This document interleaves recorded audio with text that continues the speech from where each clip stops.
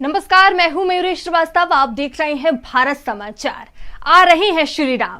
जी हां, 22 जनवरी का हर किसी को इंतजार है, क्योंकि रामलला की प्राण प्रतिष्ठा का कार्यक्रम हो रहा है और इसको लेकर तैयारियां भी जोरों शोरों से की जा रही है और इसको लेकर सब उत्साहित भी नजर आ रहे हैं।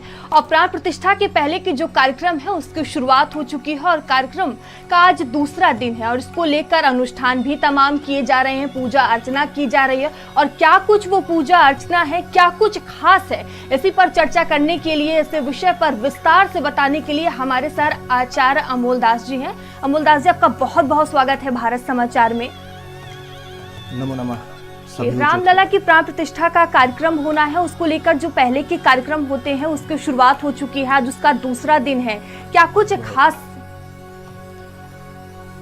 देखिए, श्री राम मंदिर हजारों वर्षों के तपस्या का फल है।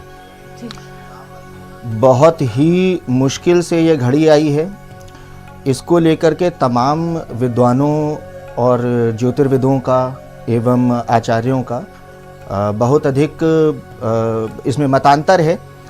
और ये जो मतांतर है इसको थोड़ा सा किनारे करते हैं, क्योंकि जो गणेश्वर शास्त्री जी हैं, उन्होंने बड़े अच्छे आचार्य गणेश्वर शास्त्री जी ने बहुत अच्छा मुहूर्त निकाला है।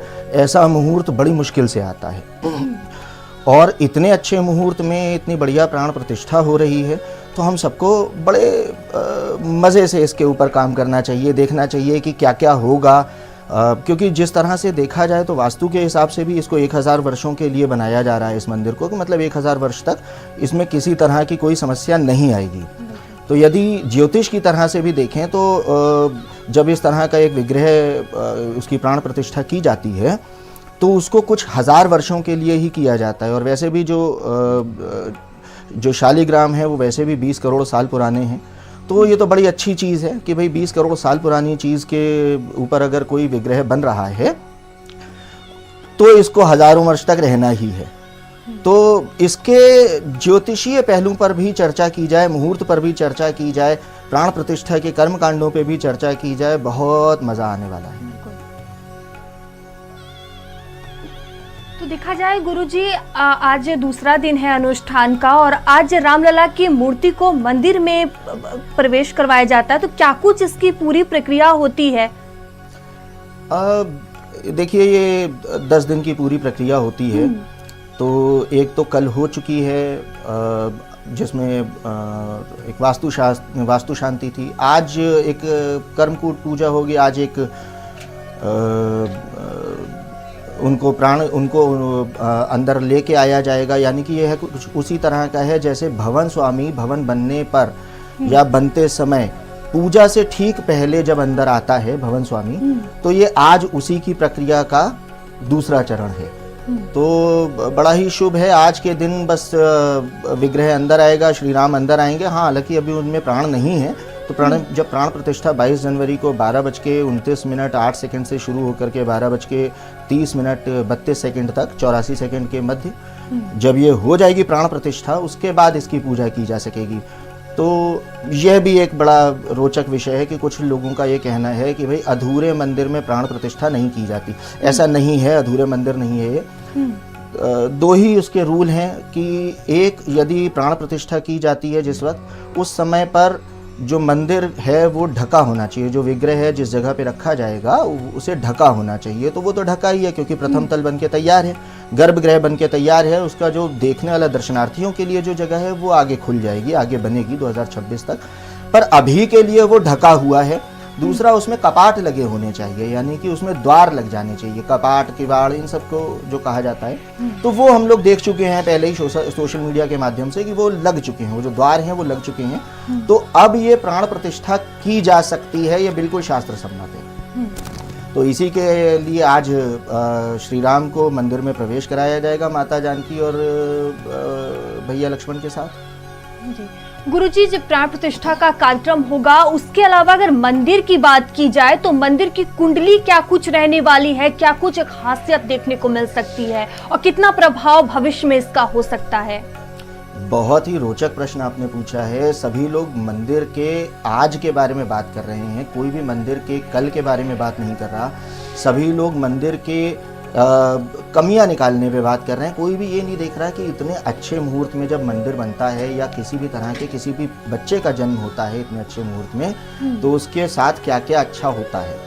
तो चूंकि आपने पूछा है तो चलिए अब शुरू करते हैं जी। तो जैसा कि हम सबको पता है कि पौष शुक्ल द्वादशी को मंदिर का प्राण प्रतिष्ठा होने वाली है और केवल 84 सेकंड, बहुत छोटा सा, बहुत ही अल्प मुहूर्त है और अभिजीत मुहूर्त में इसका किया जा रहा है। अभिजीत मुहूर्त को लेने का कारण ये है कि क्योंकि ये रघुवंशी और सूर्यवंशियों का मंदिर है, तो सूर्यवंशी मतलब अभिजीत मुहूर्त। श्री राम भी अभिजीत मुहूर्त में ही उनका जन्म हुआ था, तो इसलिए जब इस बार श्री राम का जन्म होगा तो वह भी अभिजीत मुहूर्त में लिया गया है। साथ में सबसे बढ़िया बात यह है कि देखिए मेष राशि बन रही है इसमें और इस समय चंद्रमा भी उच्च का है, साथ में मेष राशि में गुरु का होना, इससे पहले गुरु वक्री था, तो गुरु अब जाकर के जब ठीक हुए हैं और गुरु की जो दृष्टि है वो अपने से 5वें एवं 9वें स्थान में पड़ती है और गुरु स्वयं भी अश्विनी नक्षत्र में है। तो जब गुरु अश्विनी नक्षत्र में है तो सबसे बढ़िया बात है, अश्विनी नक्षत्र का स्वामी केतु षष्ठम भाव में, शत्रु भाव में बैठा हुआ, यानी शत्रुओं का नाश करेगा। इसी के साथ तो इसका मतलब यह हो गया कि जो पहली दृष्टि उनकी 5वें स्थान पे पड़ती है वह प्रेम की है।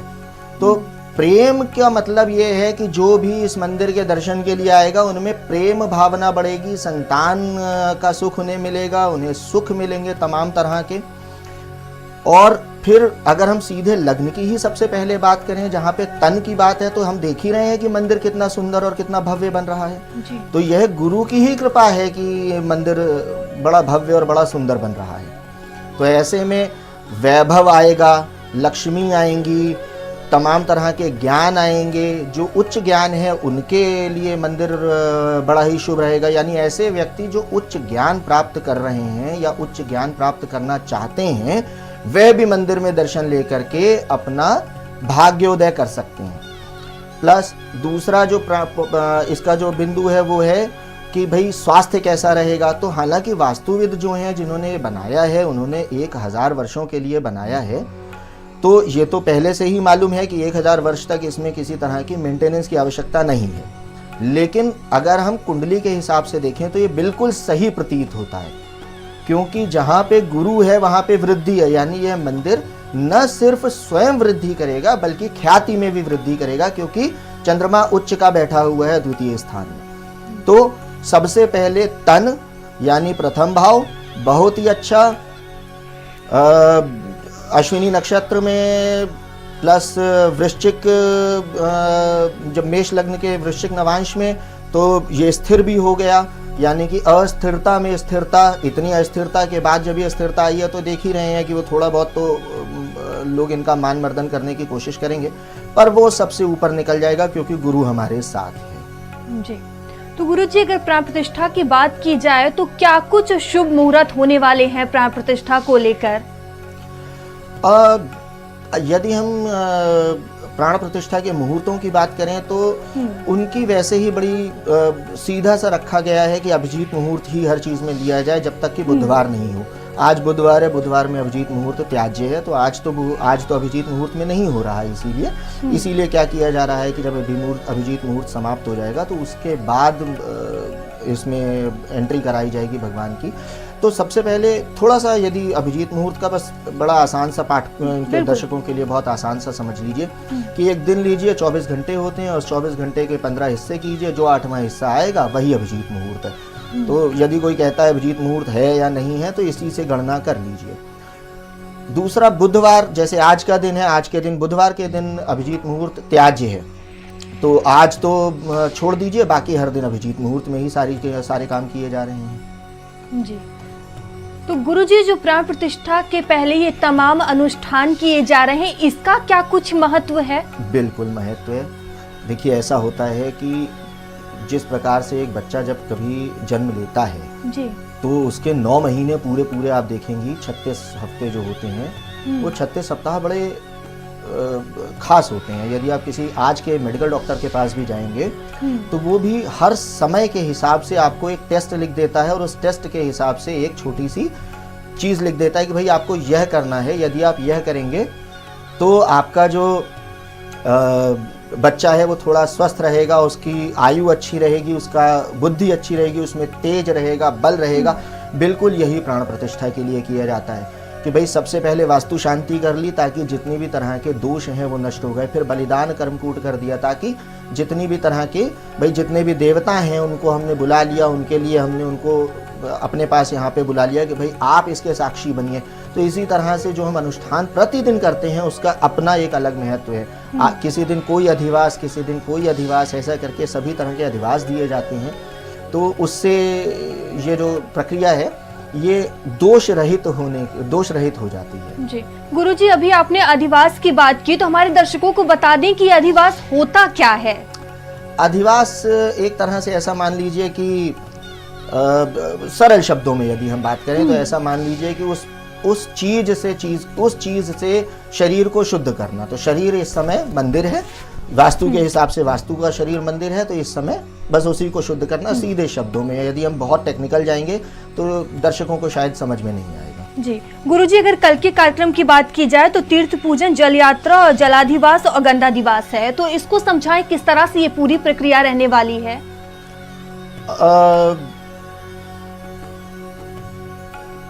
देखिए, जैसा कि अब क्योंकि बहुत टेक्निकल, फिर से मैं बताऊंगा, अगर यदि बहुत टेक्निकल जाएंगे तो दर्शकों को समझ में नहीं आएगा।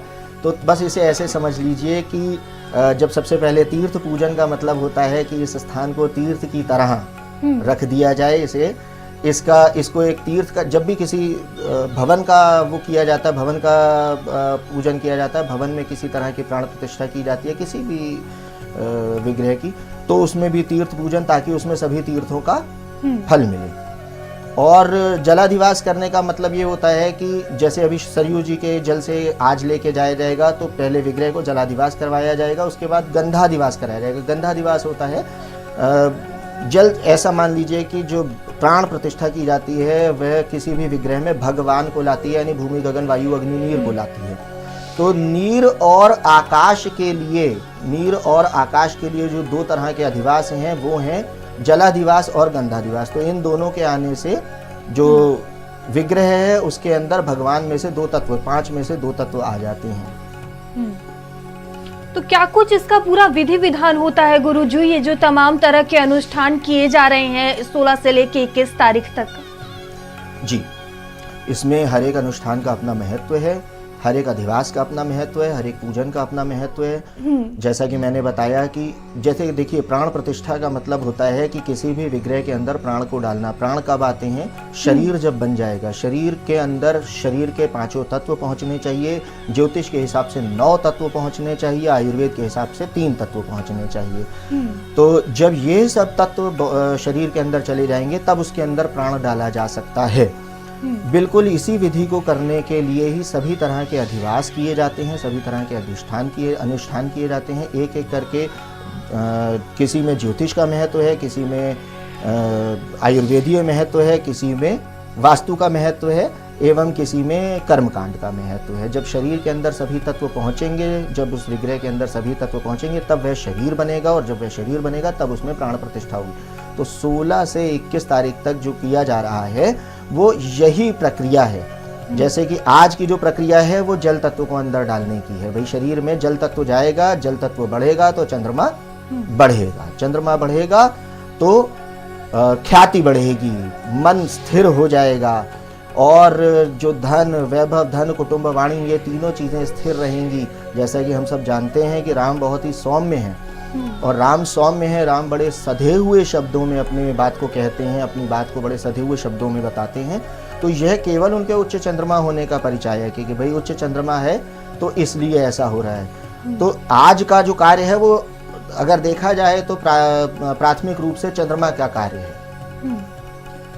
तो गुरुजी, प्राण प्रतिष्ठा का कार्य होगा, बड़ा कार्यक्रम है, बेहद ही खास दिन है, पूजा अर्चना भी की जाएगी। लेकिन जो अयोध्या में है उनका तो ठीक है, लेकिन जो अपने घर में है वो किस तरह से पूजा अर्चना करें?